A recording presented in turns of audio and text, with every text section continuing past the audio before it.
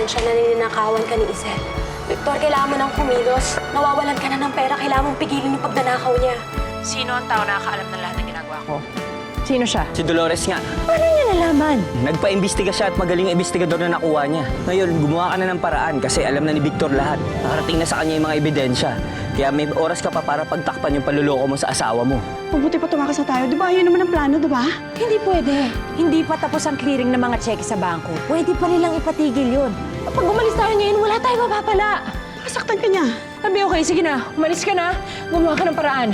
Kailangan gawa natin ito ng paraan, Odette. Please, go, go! Chang, bakit kaya ang bait sa atin ni Aling Isel? Eh, di ba sinasaktan niya si Lisa? Alam niyo, yun din nga yung pinagtatakan ko eh. Pero hayaan niyo na, nakakatulong naman din siya. Sa totoo, Chang, naaasiwa nga po ako sa kanya. Kasi po, kilala ko siyang salbahe. Galit na galit nga po ako sa kanya dahil sa mga ginawa niya kay Lisa. Ano po ba talaga nangyayari? Nagagalit po kasi si Tatay Cardo kapag nagtatanong kami, wag daw po kang makahalo kasi po usapang matanda. Sundin niyo na lang siya kasi tama naman. Saka wala rin naman kayong alam dun sa pag-uusapan nila. Eh, Chang, wala naman po kaming balak sumausaw. Inaalala lang po namin si Elisa. Kapag nagtalo po kayong mga matatanda, kami po mga batang naapektuhan. Tama po yun. Kung mamaya, ilayo na naman po sa amin siya. Tapos hindi na naman po kami magkita-kita. Ang saya-saya pa naman po namin ngayon. Naiintindihan ko kung anong ibig niyong sabihin. Humihingi din ako ng pasensya dahil nasisira yung relasyon niyo, mga bata, dahil kakaaway kayong matatanda. Kinakabahan na naman nga po kami. Ayaw na po namin mahiwalay sa amin si Elisa. Tsaka baka po siya na naman po yung pagbuntunan ng lahat.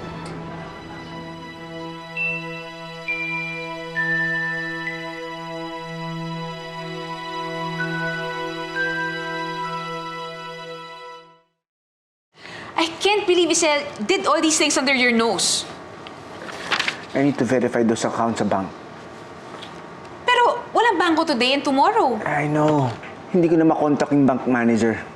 Nag-email na ako sa kanya. Alam mo, tanga-tanga ko lang eh. Bakit hindi ko in-enroll sa online banking yung account namin ni Mamay? Eh what if meron silang kasabwat dun sa bangko? Yun na nga eh. Kaya ang gagawin natin, Sisi, gagawin natin doon ng tahimik na tayo lang makakaalam. Kahit ang asawa ko, dapat din niya ito malaman. Kahit si Odette. Alam mo, bakit ba nagawa ni Isel sa'yo to? She's your wife. And si Odette, Tita Claudia trusted her so much. Who corrupted her mind? Hindi ko na alam. Pero oras na malaman ko na may ginagawa silang pagnanakaw dito sa kumpanya natin.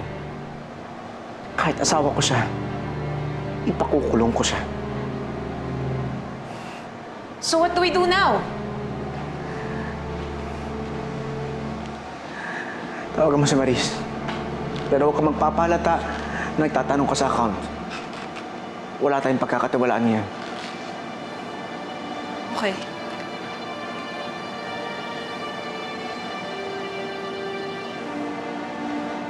Hello, Marisa? Can you please prepare all the financial reports of Mr. Guizon? Both personal and joint accounts sila ni Mrs. Claudia. And nga pala, pati na rin yung shares of stock nila sa family resort ni Ma'am Isel. Para saan niya po kaya gagamitin? Wala lang naman. Para lang meron tayong records in case manghingi si Mr. Guizon. Baka kasi mamaya hingi ni Mr. Guizon sa akin para meron lang ako may present sa kanya. Okay, Miss Sisi, no problem. Yes, Marisa, thank you. I did it soon.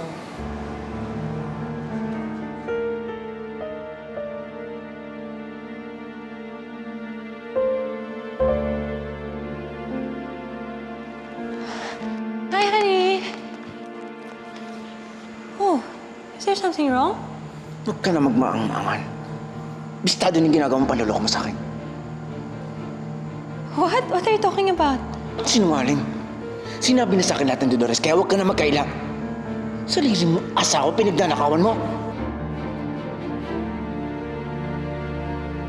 Eh kahit naman na binuking ni Dolores si Isel, magagawan pa rin ang paraan yun. Paano? Eh kung bawiin yung pera sa'yo. Tsaka paano yan? Bali wala na yung pagchuchu mo sa kanya. Nung wala. Kung di ko nga siya sinabihan, sa mga susunod na araw, dapat kalaboso na siya. Swerte nga niya, natimbrihan ko siya. Laway lang puhunan mo, nagkapera ka kaagad, no? Laway at utak. Ikaw ang laway lang. Hoy, sobra ka ha. Ginagamit ko rin naman yung utak ko. Tumigil ka nga dyan. Alam mo, makontento ka na magaling ka talagang chismosa. Kumbaga, master na master mo na yun. Loka? Pinakinabangan mo rin naman ako. Ito naman, nagtampo ka na naman agad dyan. Alam mo, sa totoo lang, para sa akin, asset mo nga yung matabil ka tsaka pagiging chismosa mo. Ko. Oh, at dahil dyan, meron kang 20,000 pesos. Talaga? Salamat ha. Magkano man binigay niyo sa yung pera? 100,000. Talaga? Hmm. Oh, alam mo, mabuti pa mapalago na itong datong na ito, ha? O sige, mauna na ako, ha?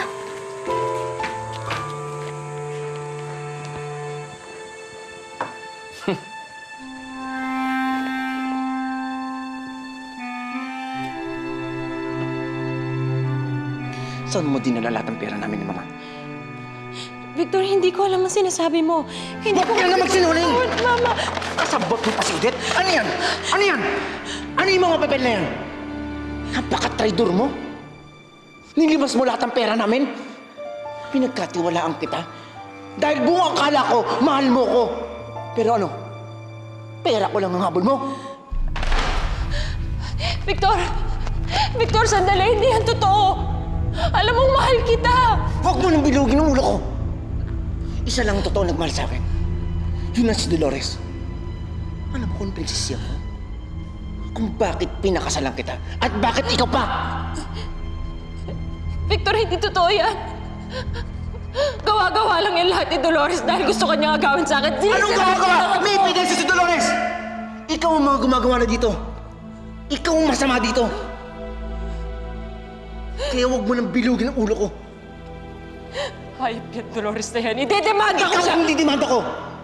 Ito, tatandaan mo. Hindi ako magdadalang isip na iwalan ka.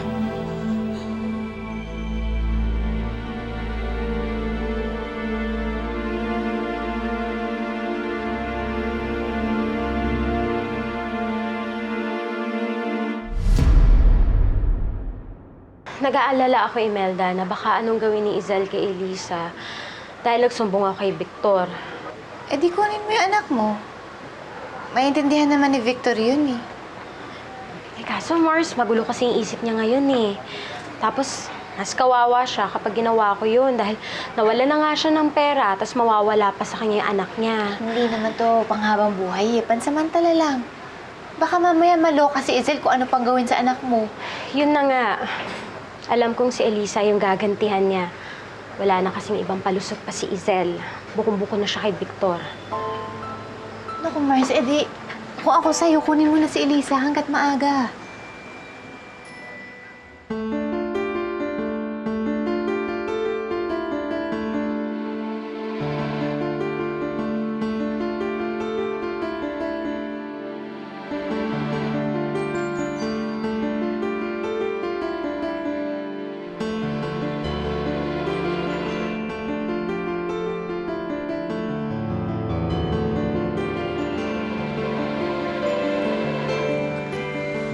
Hazel? Bakit po kayo nag-aaway ni Tay? Sinay po ba ang dahilan kaya kayo nag-aaway? Dahil sinungaling yan nanay mo! Hindi ba magagawa ni Inay yun? Anong hindi? Kung ano-anong kwento ang inimbento ng nanay mo para siraan ako sa asawa ko. O ngayon, galit na galit sa akin si Victor. Humanda sa akin yung nanay mo. Mami Hazel, please po huwag niyo pagawin niyo kay Inay. Maawa po kayo sa kanya. Maawa? Bakit ako maawa? Isang malaking tindik sa lalamunan yung nanay mo.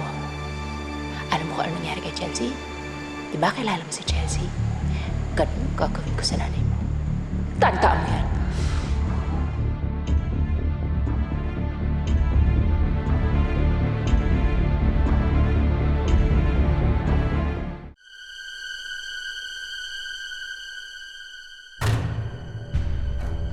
Anong nakuha ni Dolores sa mga dokumentong to?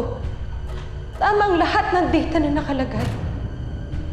Nandito ang lahat ng bank accounts na binuksan ko. Naisala ko ng hayop. Lintik siya. Gagantihan ko yung babae niya.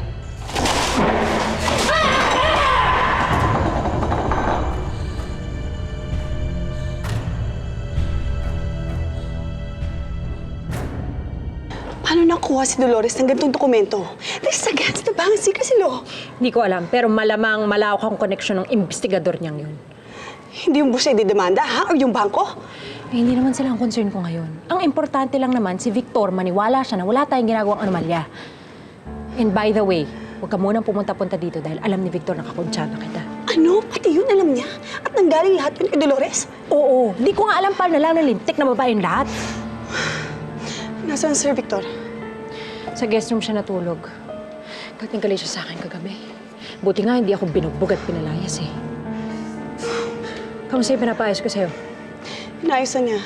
Pero sabi niya, minamadali na daw niya. Siguraduhin mo lang, dahil pag hindi mo yan naayos, ikaw ang malilintikan sa akin. Sige na, umalis ka na. Baka makita ka pa ni Victor. Tawagan na lang kita.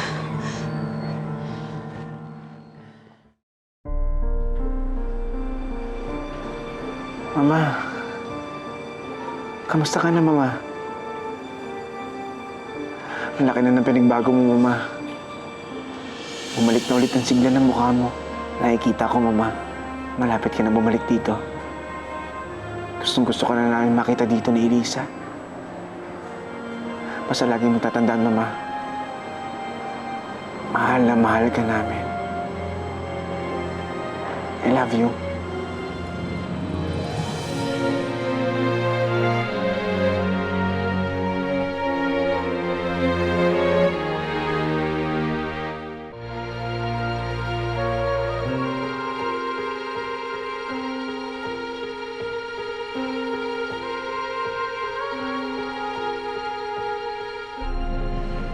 Hello, Sisi. Pupunta na ako ng office. Magkita na tayo dyan. Okay, bye. Victor? Victor? Victor, pwede ba tayo mag-usap? Wala tayong dapat pag-usapan. Pasalamat ka hindi kita binatubot sa mga pulis, ha? Pero huwag ka mag-alala. Malalaman ko rin lahat. Victor, walang katotohanan ng mga ibinibintang sa akin ni Dolores. Wala akong oras makipag-usap sa'yo. Sa kanya. Victor, siya yung mas may record ng panloloko. Huwag mo ibalik ang nakaraan. Ang pinag-uusapan natin ngayon. Ito, tatanda mo sila. Oras na malaman ko may ginagawa kang kalokohan sa kumpanya namin. Ipakukulong kita. Sisiguraduhin ko sa'yo mabubulok ka sa bilangguan. Ni 5 wala kang makukuha sa pera namin. Tandaan mo yan.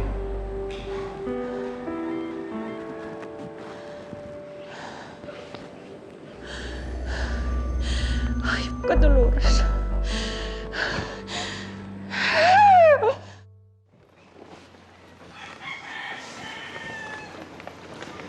Sigurado akong galit si Isel sa ginawa ko. Ba't naman siya magagalit? Eh, siya na nga itong may ginawang kabalastugan. Roman, sigurado ka bang ayos yung mga ebidensya na pinakita natin kay Victor? Oo, Dolores. Sigurado ako. Sa kulungan ng bagsak ni Isel. Kaya huwag ka mag-alala. Tama yung ginawa mo. Nung una akala ko, nagbibintang ka lang. Yun naman pala totoo. Salamat, Roman, ha? Panatag tuloy yung loob ko na matatapos na yung panloloko kay Victor. Sige, una na ako. Ingat ka. Sige.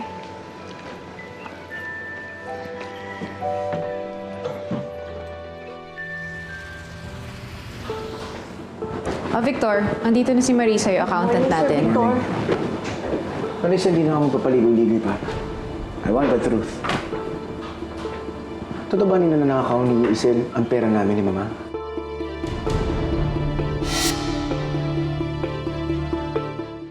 Marisa, answer me. Hindi po totoo, Sir Victor. Ito po ang totoong statement of cash flow ng kumpanya at ng mga bank accounts ninyo ni Ma'am Claudia.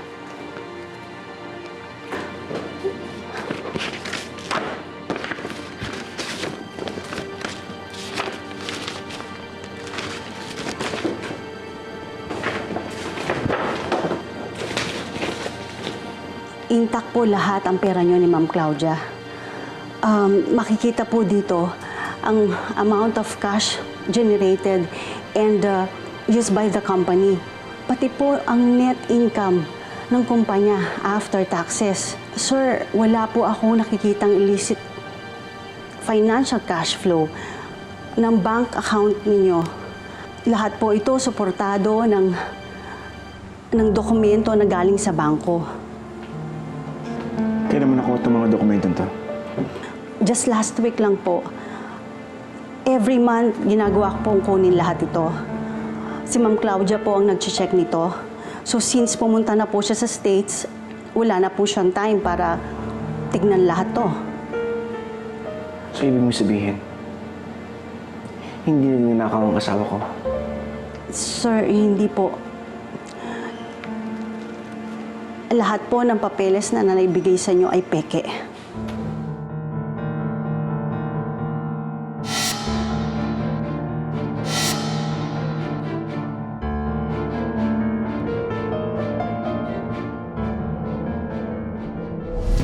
Bakit ako maawa? Isang malaking tindig sa lalamunan yung nanay mo. Alam mo kung ano nangyari kay Chelsea? Di ba kilala mo si Chelsea? Ganun gagawin ko sa nanay mo. Tarto ko.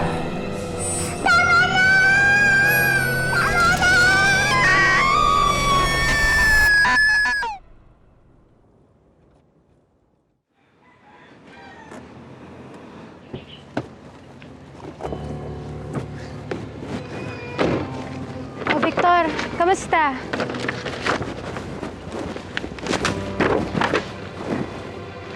Nagpunta ako dito para balik ng mga papeles mong peke. Anong motibo mo? Bakit mo ginagawa ito sa aming mag-asawa? Victor, gusto lang naman kitang tulungan. Tulungan? Hindi tulong ginagawa mo, Dolores. Gusto mo kumisirain mag-asawa. Nagkakamali ka, Victor. Hindi totoo yan. Tama na, Dolores. Alam mo kung mayroong masama dito, hindi asawa ko. Ikaw yun.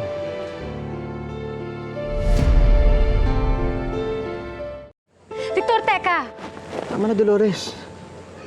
Ayoko nang pakinggan mga kasinungalingan mo. Victor, maniwala ka naman sa akin. Narinig namin ni Kuya na nag-uusap yan si Odette saka si Izel. Magkasabwat sila sa panluloko sa'yo.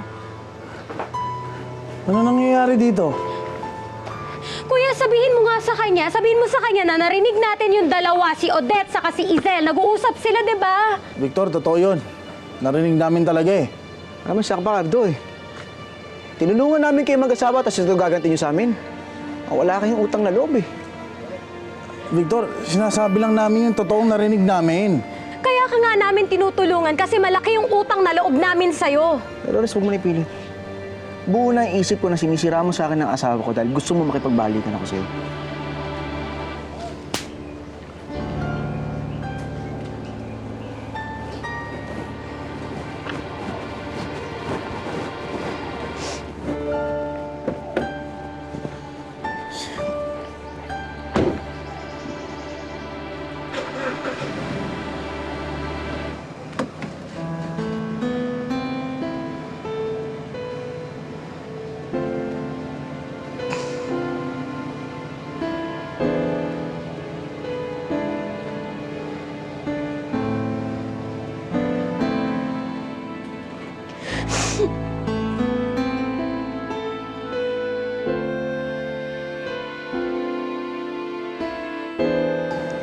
Cheers! Cheers!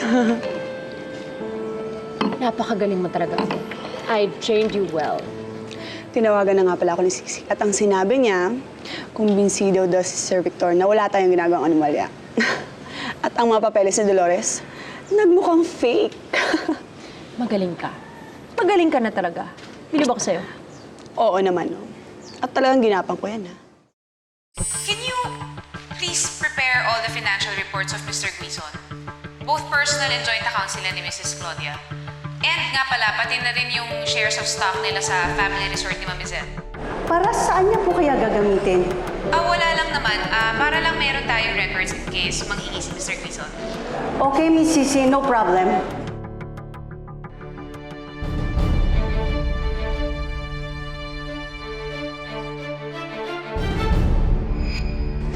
mag-sorry na lang sila dahil naunahan ko sila kay Marisa. Iniisip pa lang nila, ginagawa ko na. Magaling ka talagang sidekick. Kawawa naman si Dolores. Actually, kawawa silang mag-ina. Dahil pareho silang nagsasabi ng totoo, pero walang may gustong maniwala sa kanila. Walang pinagkaibahan kay Claudia. Itinulak ko ng hagdan, pero si Elisa ang sumisi. Kawawang bata. Kawawang Dolores. Kawawang mag-ina. Cheers sa mga kawawa. Let's see. Hi. Lusot again. Bakit ganun? Ako na nga tong gustong tumulong sa kanila tapos ako pa yung may masamang motibo sa kanilang mag-asawa. Dolores, hayaan mo na sila. Ang importante, tumulong ka pero binaliwala ka. Tsaka ginawa mo lang naman kung ano yung sa tingin mong tama. Eh kung hindi nakinig sa'yo si Victor, problema niya yun. Pagkukulang na niya yun. Wala kang dalahin sa konsensya mo. Imelda, alam ng Diyos na nagsasabi ako ng totoo. Alam niya na wala akong masamang intensyon talaga. Gusto ko lang talaga tulungan si Victor. Mars, darating yung panahon, maiisip ni Victor na tama ka. Hindi naman niya matatago na matagal ang katotohanan eh. At saka yung ginagawa ni Isel, yung baho na yan, sisingaw yan. Kaya, Dolores, huwag mo na iiyakan yan. Hindi dapat iniiyakan si Victor. Dapat maawa ka sa kanya. Kasi yung kasama niya sa bahay, yun yung parang anay na sumisira sa buhay nila. Ano na? Kuya, salamat ha. Oh, sana naman. Kasi kuya, sinabi mo yung totoo kay Victor. Sinabi mo yung talagang nakita mo. Eh, pwede mo naman kasi ipagkaila dahil sa hiya mo kay Isel eh. Oh, bakit kayo pagkakaila eh? Yun nga yung totoo. Alam mo, Mars, mabuti pa. Mag-move on ka na. Bayaan mo silang dalawang maglokohan.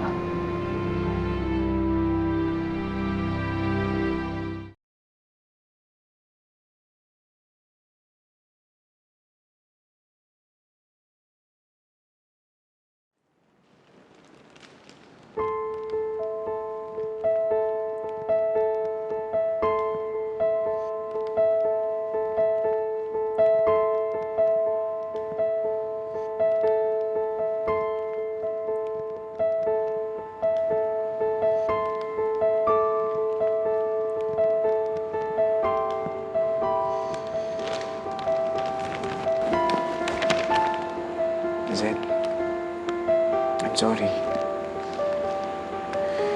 Hindi dapat ako naniwala kay Dolores. Hindi dapat ako naniwala sa kanya. Hindi ko dapat pinaniwala ng mga sinasabi niya. Alam mo, hindi ko lang talaga matanggap na mas naniwala ka sa kanya kesa sa akin, asawa mo. I'm sorry, nagkamali ako. Kahit na may papel siyang pinakita sa akin, hindi dapat ako basta-basta naniwala sa kanya. Ikaw ang asawa ko. Dapat sa'yo ako naniwala. Sana mapatawad mo ako. Sa lahat ng mga sinabi ko masasakit sa'yo. Hindi ko sinasadya yun. Nadala lang ako ng galit. I'm sorry. Please.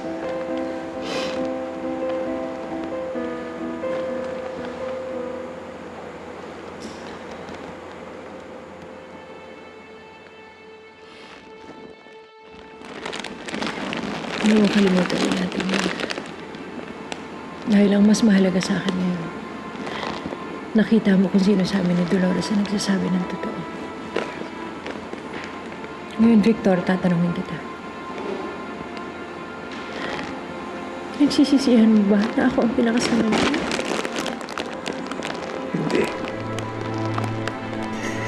Hindi ko pinagsisisihan na ikaw pinakasalan ko.